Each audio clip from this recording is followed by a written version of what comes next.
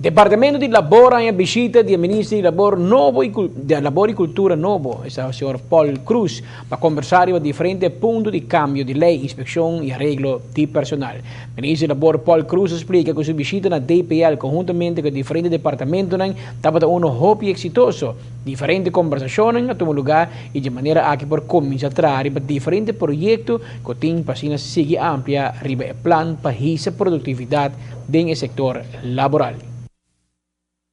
Há vários retos para o qual trata lei laboral, por exemplo, agora introduzir anto o controle como estou a do departamento aqui, tem o reto também de personal, que tem aqui no departamento de labor, tem tratado internacional que nós precisamos cumprir ainda e implementar de nossa lei local,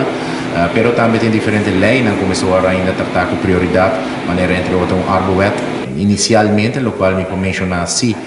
Com nossa mira, que tem espaço para trabalhar mais cerca com outro departamento, tem algum processo que está canando caba no momento aqui, que me quer mira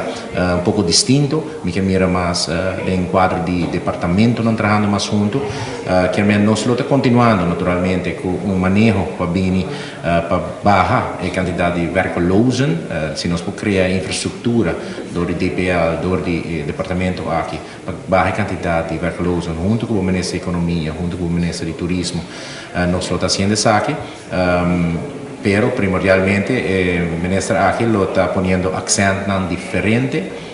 caminhando com nossa mira, com produtividade, está essencial para o futuro de nosso país.